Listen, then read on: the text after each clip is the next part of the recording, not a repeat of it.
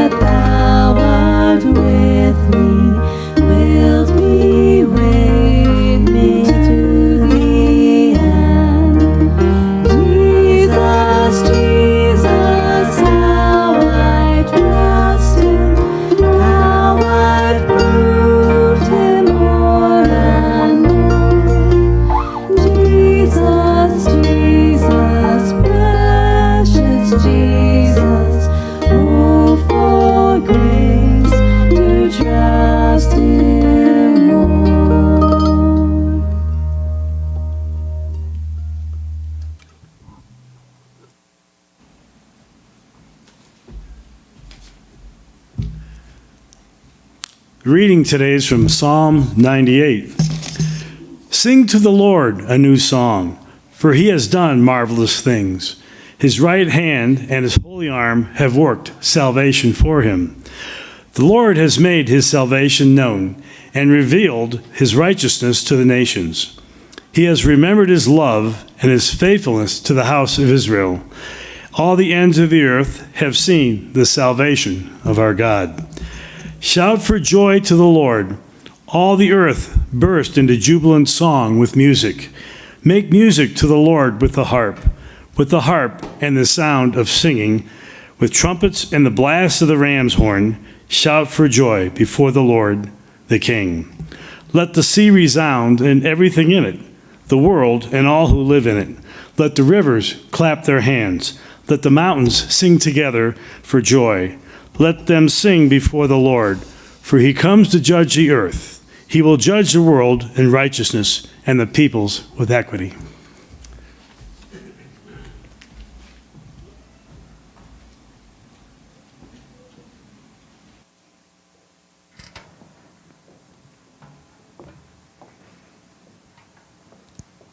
The word of the Lord.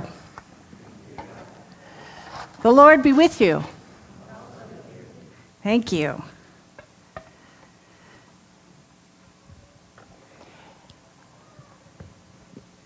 Every Who down in Whoville liked Christmas a lot. But the Grinch who lived just north of Whoville did not. The Grinch hated Christmas, the whole Christmas season. Now please don't ask why. No one quite knows the reason. It could be that his head wasn't screwed on just right. It could be perhaps that his shoes were too tight. But I think that the most likely reason of all may have been that his heart was 2 sizes too small. For tomorrow, he knew all the Who girls and boys would wake bright and early and they'd rush for their toys. And then, oh, the noise. The noise, noise, noise, noise, that's one thing he hated. The noise, noise, noise, noise. And then they do something he liked least of all. Every Who down in Whoville, the tall and the small, would stand close together with Christmas bells ringing. They'd stand hand in hand, and the Whos would start singing. And they'd sing, and they'd sing, and sing, sing, sing, sing. The more the Grinch thought of this Who Christmas sing, the more the Grinch thought, I must stop this whole thing. Why, for 53 years I've put up with it now. I must stop this Christmas from coming. But how? Now you may wonder, why in the world am I starting my message with the Christmas story in the middle of March? But you see, Ted Geisel was onto something. The Whos could be robbed from all their things, right? But they couldn't be robbed of their joy. How do you stop people from singing when they have so much to sing for? Our psalm today, Psalm 98. Sing to the Lord a new song, for he has done marvelous hands. His right hand and his holy arm have worked salvation for him. The Lord has made his salvation known and revealed his righteousness to the nations. The writer of this psalm lived in Whoville. He could not stop singing of the goodness of God, no matter who or what tries to rob him from it. How do you stop someone from singing when they have so much to sing for? Frankly, I've got to be honest with you. This sermon was given to me by my dear friend, Pastor Ben, when we put this together. And I was like, oh, great, I'll do Psalm 98. And then I looked at it, and frankly, I wasn't really excited about it. I was kind of annoyed. I was kind of sympathetic with the old Grinch. Because when you think about it, here it is, over and over again. Sing to the Lord a new song. Shout for joy, all the earth. Make music. Let the rivers clap their hands. Not only am I not musically inclined, but at first glance, when I looked at this psalm, I thought, this feels unrealistic. It's almost as if it's detached from the realities of this world. It has this sense of celebration and positivity and frivolity, and it talks about instruments of horns and trumpets and ram's horns and the noise and the noise and the noise and the noise, right? And there's this sense that everybody's clapping and all the people are glad. And I looked at it and I went, don't they read the papers? Aren't they on Facebook? Haven't they read the news? How can we sing a new song when what happened this last week? How do we sing a new song when people are getting massacred at a spa? How do we sing a new song when there is genocide by rape happening in Ethiopia?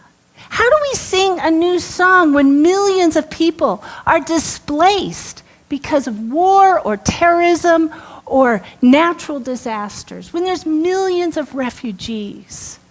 How do we sing a new song when our loved ones die of cancer or our children get sick?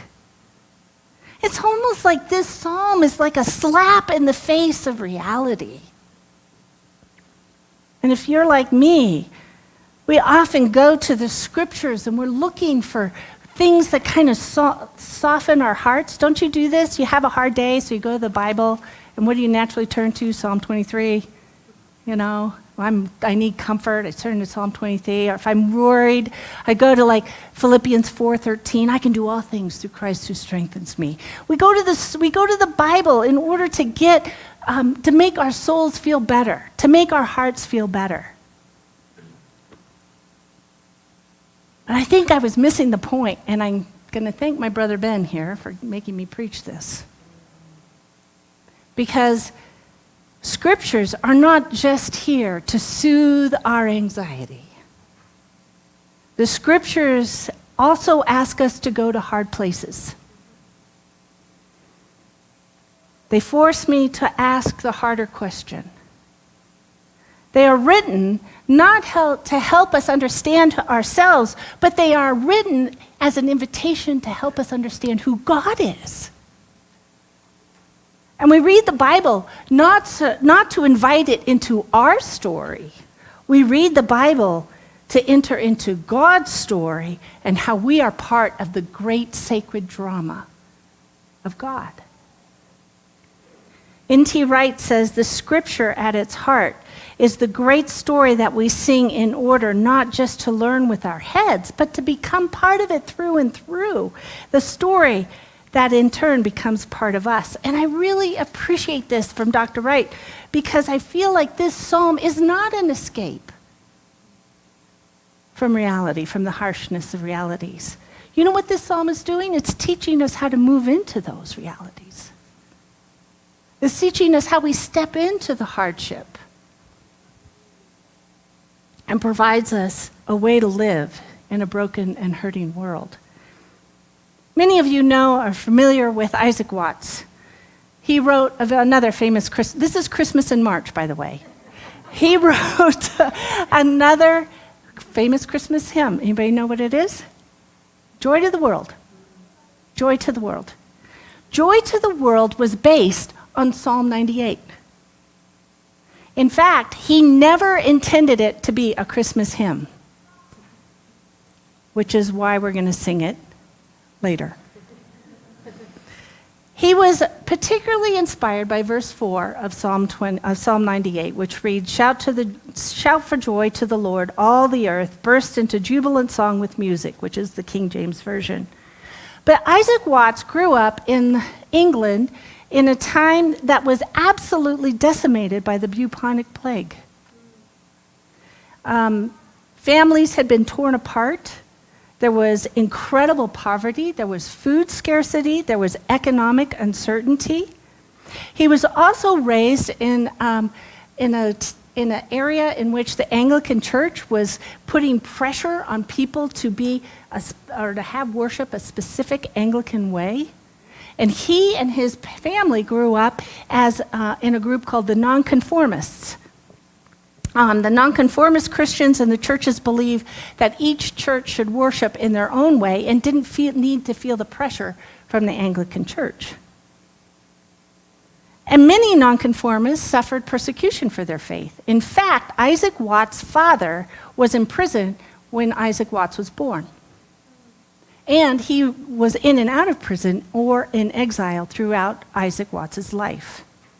You see, Isaac Watts lived in a time of tremendous uncertainty in the aftermath of a pandemic, in the pressure to conform to society.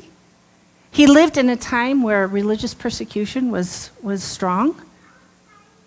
And what did he write? Joy to the world. He didn't write joy to the world because his life was easy. He wrote joy to the Lord, joy to the world, because he knew where to find joy. Friends, we have that scripture in front of us. We have that same God that Isaac Watts had. What did he see? What do we see? What do we need to see when we look at this psalm? Well, first of all, there is joy in the world because, as we see in the very first verses, that God has been faithful in our past. The Lord has made his salvation known and revealed his righteousness to the nations. He has remembered his love and faithfulness to the house of Israel. This is a retelling of Miriam's song, Miriam and Moses, when they were freed from the Pharaoh's armies in the Red Sea. And the psalmist is deliberately retelling the story of how God saved his people from Egypt, right? This is that retelling of the story. As people on this side of the cross, this psalm reminds us of who we are. Just like as the Israelites and the Jews today commemorate and remember the Passover as a reminder of who they are, so we too need to remember and be reminded of who we are. Friends, you and I belong to God. That is our great comfort in life and in death, right? The Heidelberg Catechism. This is our great comfort in life and our death. We remember. And so much of the time that when we get stressed and anxious and we're trying to, fix a roof leak, or we're trying to fix a flat tire or get meals for kids or get them off to school or whatever we're trying to do, answer our emails, it's so hard to see that everything is so in front of us and that we drift away from God. But remembering is actually that. It's remembering. It's reattaching ourselves to God so that we don't drift away. How many of you are familiar with Ancestry.com? Right? Anybody do it? Yeah, right? Because why? Why is that such a big thing? We want to know who we're connected with. We want to know our histories, what they're about, what were the stories, because those stories informed who we are. And it's the same way in the Bible. It tells us over and over again, don't forget what God has done. Don't forget, because your identity depends on it. And that's why we make up memorials and markers so that we don't forget. I remember I had the privilege, and maybe some of you did too, when I went to the Jerusalem, to the Yad Vashem, which is the Holocaust Museum. Did you guys go there to that one? Yeah, the Holocaust Museum in Jerusalem. And there is a unique memorial that is hollowed out in this underground cavern, and it's a tribute to the approximately 1.5 million children who were murdered in the Holocaust. And those of you that have been there know what a powerful and moving experience this is. As you walk into this place, and there seems to be candles, which is customary for Jewish tradition to remember the dead, and everything is reflected like this infinite dark space. And while you're in this dark space and these candles, the names of the children are being spoken.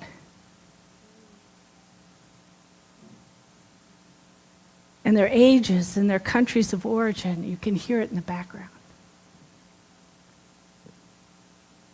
It's in those moments that you connect and you remember. And we don't ever forget, right? We don't ever forget that. These children are not lost. They are remembered. And it's a reminder that you and I are not lost to this history of the world, that we are remembered by God. And he has remembered us out of his love for us. And that's what this psalm is saying. Don't get lost. Remember, I'm with you. I've been with you in the past. And then we know, right? Every day or every week we get to look at this. This is the symbol that tells us not to forget the cross. This is the symbol that says, remember how much I love you. And that he has made his salvation known and revealed his righteousness to the nations. He has remembered his love and his faithfulness, and that's where we see it. See, that's what the psalm is teaching us. When we face hardship and difficulty, we need to remember that God has been faithful and will continue to be faithful. And the second thing, we have joy in the world because God is not just faithful in the past, he's present right now. Friends, he's here. He's right here. He's here and he's here. He goes before us and after us. We are in the presence of the King. Shout to the Lord. Shout for joy before the Lord. The King is what he's saying. We are in the presence of the King.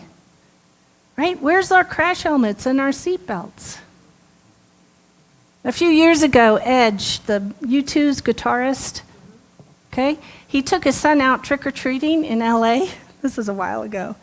And they both dressed up as Edge. And so they had the black cap and the black the jacket and the guitarist, and they were going around trick or treating. And one time they left after this one door, and they heard this couple in the house say, "Oh, it's a bit sad that the dad doesn't look anything like the Edge."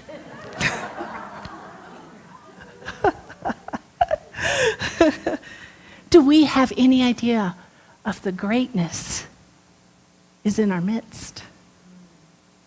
The gospel stories are filled with people who have no idea who is standing right in front of their eyes. Do we? Don't they know what's really going on here? You remember in Lord of the Rings, which is another one of my all-time favorites. I'm sorry, I keep going back to this. Okay, Aragorn, King Aragorn, he's going to go into the dead, the realm of the dead, to get the king of the dead to help him fight the armies of Sauron. And he goes into that, and the king of the dead comes out and he says, "Who enters my domain?" This is when I wish I had one of those great voices. And Aragorn says, "The one who will have your allegiance." And the king of the dead says, "The dead do not suffer the living to pass. You will suffer me.